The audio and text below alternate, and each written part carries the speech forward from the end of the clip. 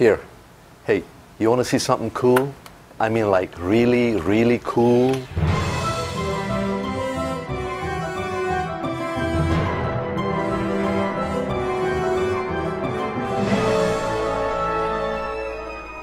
Welcome to Wizard101, an exciting new online game from KingsIsle Entertainment.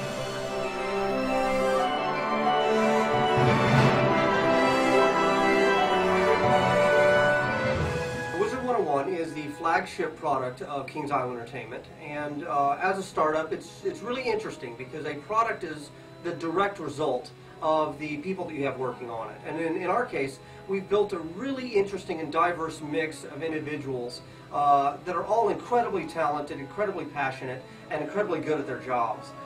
In this case, I don't want to just say the team is great. I almost feel like we've tapped into something a little bit magical. The major challenge in building a team is finding the right balance of experience and creativity and chemistry. And obviously you want to have experience because you want to be able to get it done right and get it done on time. And you want creativity so that it can be the best it can be in terms of gameplay and visual presentation. And then chemistry is important because you want people to work well together. The Wizard101 project was really appealing, first and foremost, for the people on it. It's really getting an opportunity to link up with a lot of old veterans, people who really know massively multiplayer games, and a lot of creative power. The vision of the game really is the second part of it that drew me on the project. We have a very cinematic, a very compelling, and a very magical world.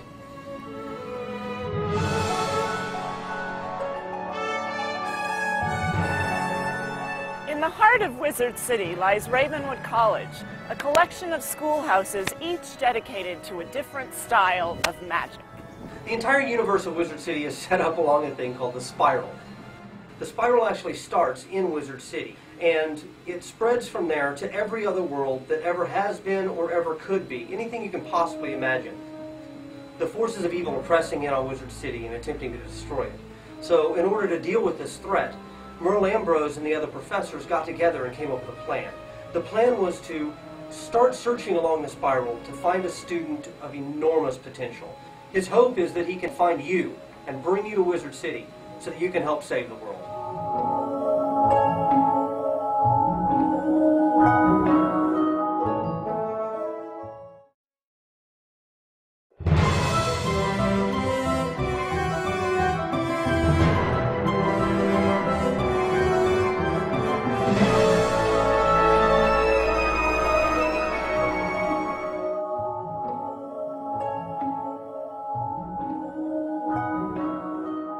The key to making a great game is to have an idea that you can turn into a fun and compelling experience for the player. Good ideas can come from anywhere. They can come from any employee, they can come from books, they can come from life experience, movies, other games. One of the things I really like about this project is I really feel involved in the creative process. Even though I'm in programming, it's such a small team that I really feel like I'm an important part of the creation of the game. The first step in taking an idea and turning it into a game is building a blueprint. Architects responsible for this make up the design group. I've heard it said that there's no such thing as a bad idea. The trick is actually turning those ideas into designs. A design has to mesh with the overall vision of the game. Designs involve basically analyzing everything that's already in the game and fitting it in like a puzzle piece. As far as I'm concerned, these are the real wizards. So the world building process starts with a creative director coming up with a high vision of an environment. And then what I'll do is I'll begin to flesh that out by identifying some interesting characteristics that will fit into that theme. What we do is we start off with a piece of concept work, and usually it's a drawing that we've had someone do. And from there, the designers will kind of come up with an idea of how they want the level laid out, how they want it to function. And then we'll actually build a proxy, which is just basically like boxes. And it's really simple forms on the computer, nothing really fancy, just plain, uncolored, just gray boxes. So the designers can go around in the level and get a feel for what's going on. You have to account for camera and things like that, things that an artist may not consider on his side. He's going more with visuals and how it's all going to look. I've got to go with how the player is going to experience it and how they're going to pass through the space. And I'll do that a lot, and that's how we get the environments that you see in the game.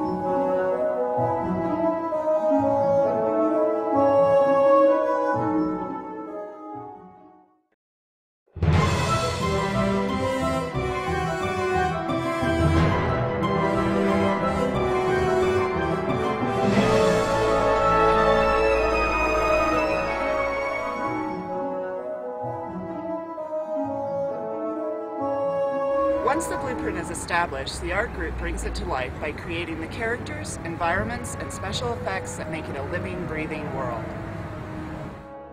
Well, doing environments for a kid's game is a little bit different than doing environments, say, for a shooter or something along those lines, for the simple fact that you need to make things a little bit more colorful, a little bit more fun and saturated, a little bit more whimsical. That's one of the many strong points we have on our project is the time and effort we've put into making each character unique and, putting in that extra effort to give them all personality. The interesting thing to me about this project is the more you work with these characters, the more they start to really come to life. For me, it usually starts with an idea, and I'm not the best artist, so it's a little hard to articulate. I sometimes will pencil out sketches and pass them along. So imagine you're the artist, and this is what you're given. I want you to create a cyclops and an evil snowman. Oh, and by the way, let's also make a troll and a frost beetle. Cyclops, not bad. Bueno, entonces ya la geometría está lista, la textura está lista, parece que todo está bajo especificaciones, con todas las cosas necesarias para que los animadores puedan hacer su trabajo. Animation's ready.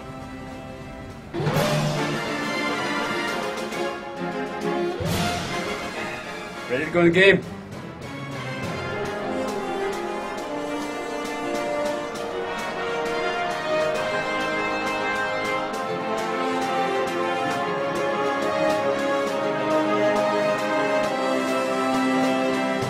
Exactly as I drew it.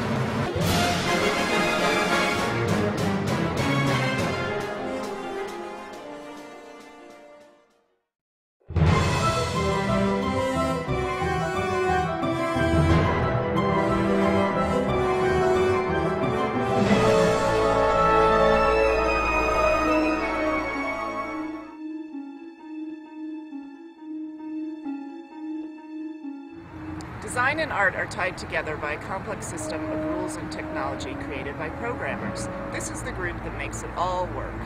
What's really unique about making a virtual world is that you're creating a real-time interactive environment where tens of thousands or maybe even millions of people can come together from around the world in one online game. You're not creating a race car, you're creating a space shuttle, and there's all these different pieces that have to come together. And making that happen, and with that launch day, literally that you're looking forward to, is kind of nerve-wracking and kind of exciting, and sure as heck is challenging.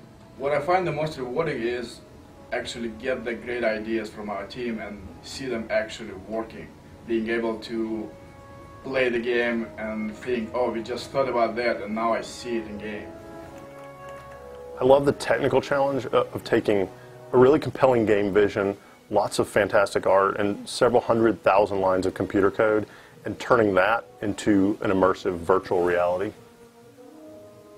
The kinds of systems that I work on, in fact that I love to work on, are those that deal with the nuts and bolts of how the game world works. How do people interact with things? How do they interact with non-player characters, NPCs? How do they interact with monsters? How do they have items and acquire items and gain treasure and advance in the game? There are many kid games, but they're all different, and our game is bringing together different aspects, like a card game and the actual wizard game. One thing about all the collectible card games online is, typically when you play a card, well, what you see on the screen is just a playing card. We decided to change that. The concept of combat is you have a dual circle, and when I play a Wraith card, the Wraith appears.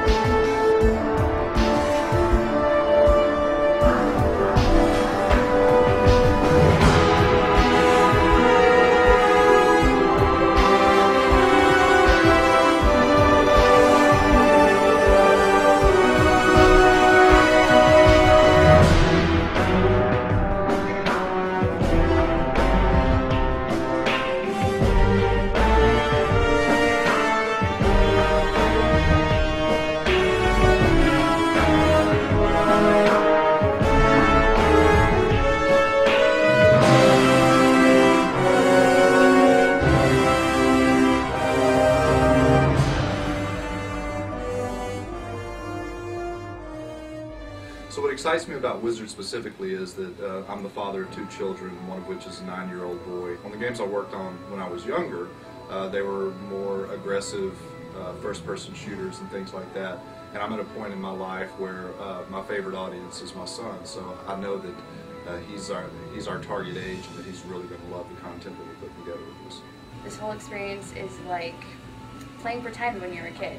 You get really into it and you're lost in your own little world and you get a little piece of your childhood back. When I was a kid, all I wanted to do was climb under my bed or in the back of my closet and find a portal to a magical world. I think that's pretty much what every kid wants, and it's effectively what we've created.